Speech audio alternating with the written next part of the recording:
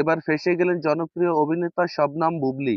কেননা দ্বিতীয় বিয়ে ছাড়াই মা হতে চলেছেন এই বুবলী। গোপন একটি সূত্রে জানা যায় যে বুবলীর পেটে থাকা সন্তানটি সাকিবের নয়। এই বাচ্চার বাবা হচ্ছেন জনপ্রিয় অভিনেতা বাপ্পারাজ এবং এই বিষয় নিয়ে মিডিয়ার সামনে মুখ খুললেন জনপ্রিয় চিত্রনায়ক শাকিব খান। এই চিত্রনায়িকা বুবলীর অজানা কিছু তথ্য জানাবো আজকের এই ভিডিওতে।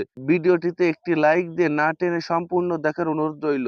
এই জনপ্রিয় অভিনেত্রীর দ্বিতীয় সন্তানের বাবাকে সত্যি কি শাকিব খান নয়? শাকিব খানের আড়ালে বাপ্পারাজের সঙ্গে পরকীয়া সম্পর্কের ফল এই সন্তান। বর্তমানে সোশ্যাল মিডিয়ায় এই নায়িকাকে নিয়ে চলছে আলোচনা সমালোচনা। বন্ধুরা, তোমরা যদি একটি বিষয় লক্ষ্য করে দেখো, টিকটক, ফেসবুক, ইউটিউব সহ সামাজিক সোশ্যাল মিডিয়ায় এই নায়িকার জনপ্রিয়তা কিন্তু অনেক বেশি।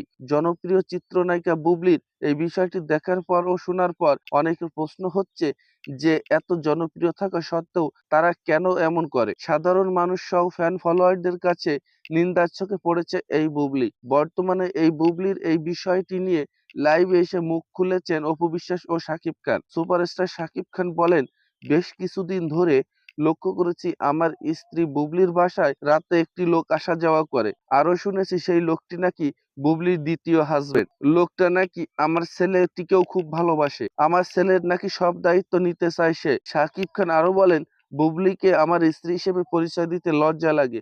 এখন পর্যন্ত বুবলী আমার স্ত্রী রয়েছেন, তাকে আমি এখনো ডিভোর্স দেইনি। কারণ বুবলীর কাছে আমার একটি ফুটফুটে ছেলে রয়েছে। আমার সন্তানের সুখের দিকে তাকিয়ে তাকে আমি এখনো ভালোবেসে যাচ্ছিলাম, কিন্তু এখন আর নয়। বুবলী ধৈর্যের সীমা অতিক্রম করেছে। আমার অজান্তে বুবলী পরকীয়ায় প্রেগনেন্ট হয়েছে। এদিকে দেখা যাচ্ছে এই বুবলীকে নিয়ে মুখ খুললেন অপু বিশ্বাস। তিনি বলেন, বুবলী সত্যিই আবারও মা হতে চলেছেন, কিন্তু এই সন্তানের বাবা শাকিব নয়। বুবলীর এই সন্তানের বাবা হচ্ছেন ৯০ দশকের জনপ্রিয় অভিনেতা বাপ্পারাজ। অপু বিশ্বাস বলেন, আমি অনেকদিন ধরে জানতাম বুবলী ও বাপ্পারাজের মধ্যে সম্পর্ক রয়েছে।